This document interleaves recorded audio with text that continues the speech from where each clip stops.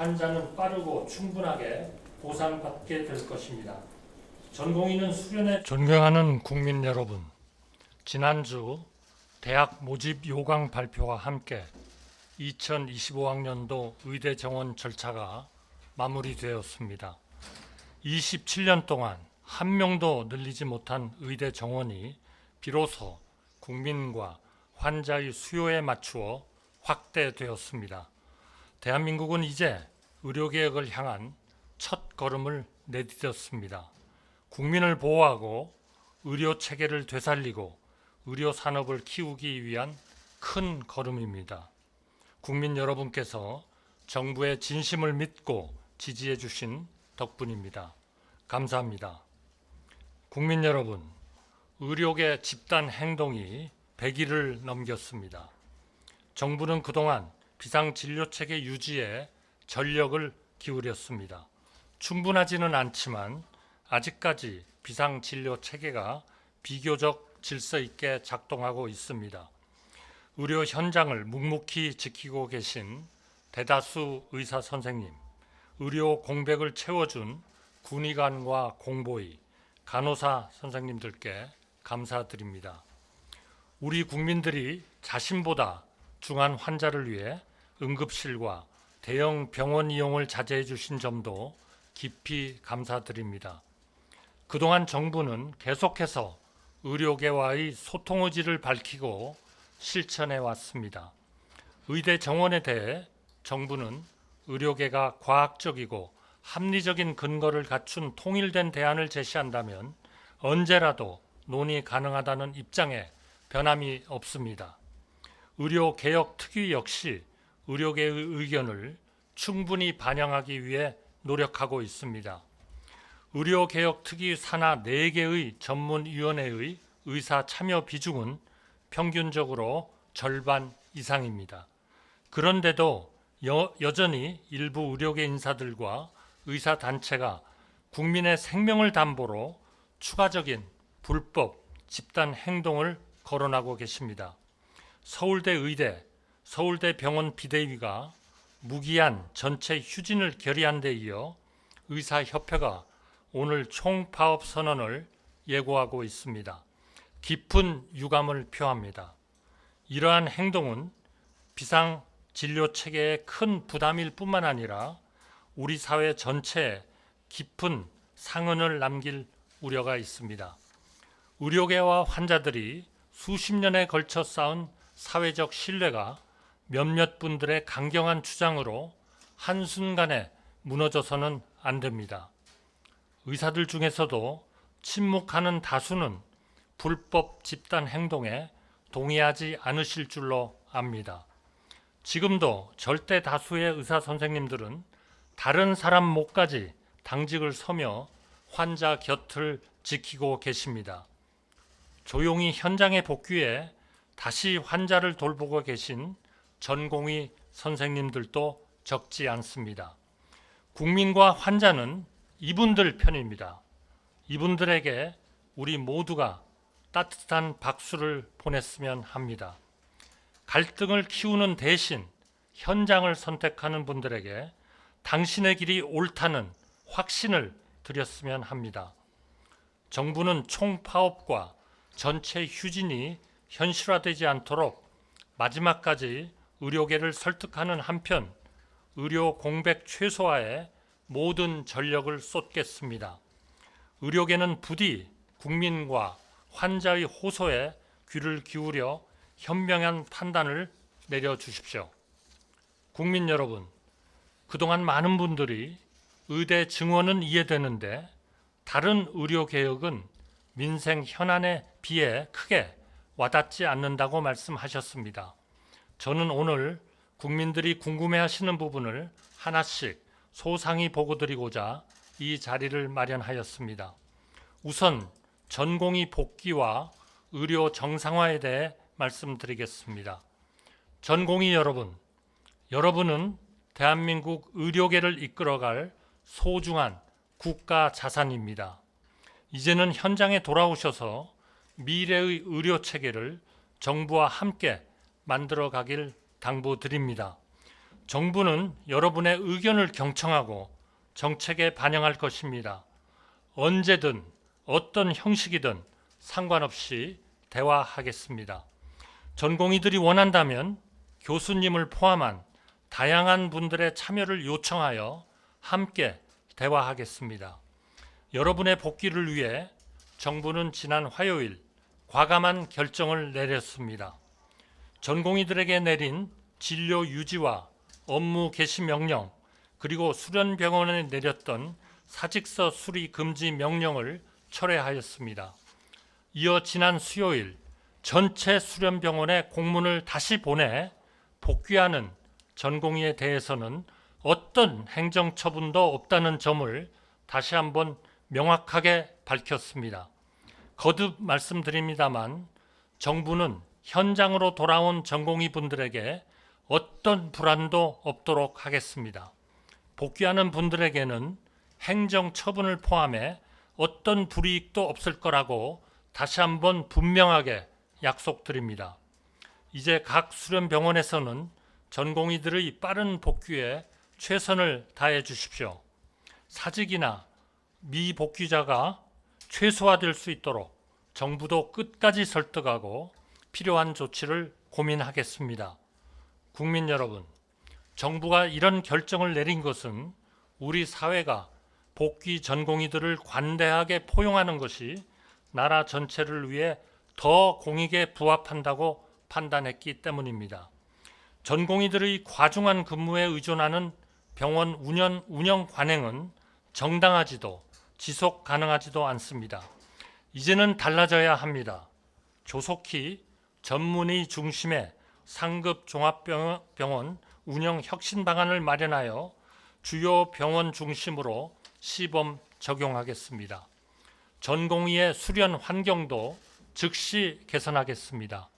이미 전국 42개 수련병원에서 36시간 연속 근무를 단축하는 시범 사업을 시작하였습니다. 의료개혁 특위 논의를 거쳐 전공의 연속 근무와 주당 근무 시간의 단축 방안을 내년 상반기까지 마련하겠습니다. 연간 약 4천여 명을 교육시킬 수 있는 임상교육훈련센터를 2028년까지 모든 국립대 병원에 단계적으로 확충하겠습니다.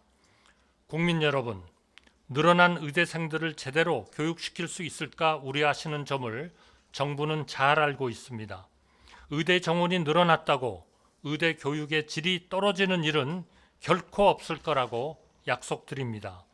먼저 올 8월까지 대학별 교수 정원을 가배정하고 내년 대학 학사 일정에 맞춰 신규 교수 채용을 완료하겠습니다.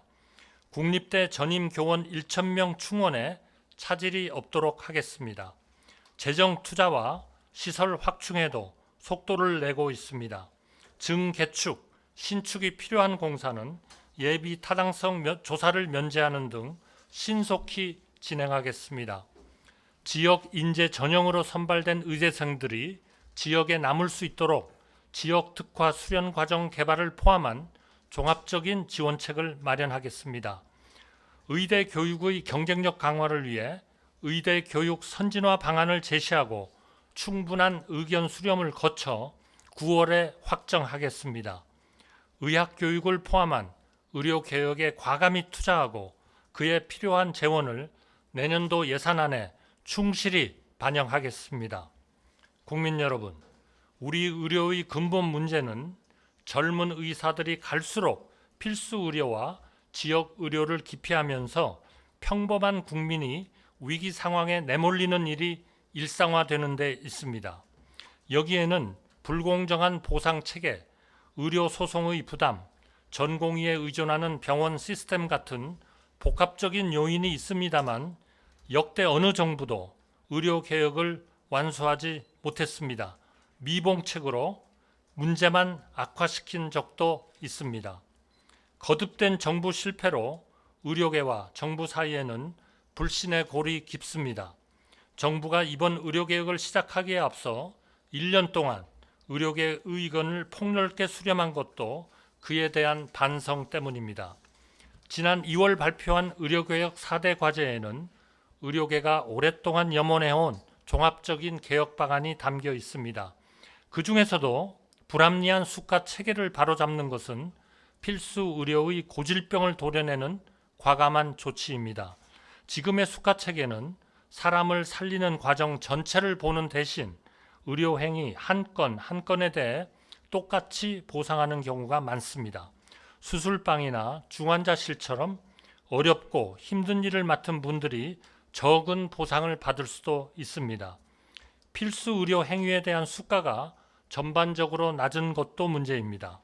응급수술 수가가 MRI 촬영보다 낮게 책정되는 일마저 있었습니다. 이런 모순이 쌓여 필수 의료 지원자가 줄어들고 그나마 있던 인력도 점점 다른 분야로 빠져나가고 있습니다. 정부는 국민의 생명을 지키는 필수 의료가 충분한 보상을 받을 수 있도록 수가 체계를 개편하겠습니다. 첫 단계로 필수 의료 분야에 향후 5년간 건강보험 재정 10조 원 이상을 투자하겠습니다. 이식이나 심뇌혈관 질환 같은 중증 질환 분야에 5조 원, 저출산으로 타격을 입은 소아와 분만 분야에 3조 원, 필수 의료기관 간 네트워크 구축에 2조 원 이상을 집중 투자하겠습니다.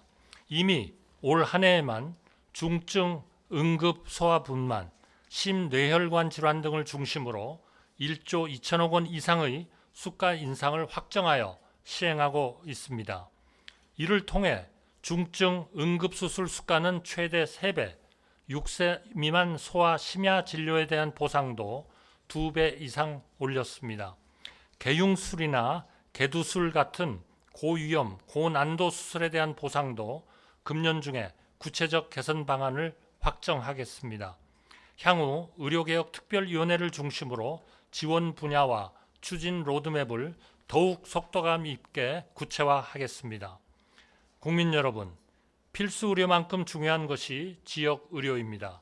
우수한 지역 국립대병원과 종합병원을 필수 의료 중추로 적극 육성하고 지역 내 작은 병원들과의 협력 진료를 활성화하겠습니다. 지역 암센터 중심으로 암 치료 역량을 획기적으로 높이겠습니다. 특별회계, 기금 등 지역 필수 의료를 살리기 위한 별도의 재정 지원 체계를 신설하여 확실히 지원하겠습니다. 한국형 알파 H 프로젝트 등 보건의료 R&D 사업도 빠르게 진행해 나가겠습니다. 국민 여러분, 마지막으로 의료사고 안전망 구축에 대해 말씀드리겠습니다. 7년 전 서울 한 대학병원에서 미수가 4명이 잇따라 숨지고 소아청소년과 의료진이 한꺼번에 법정에서는 안타까운 일이 있었습니다.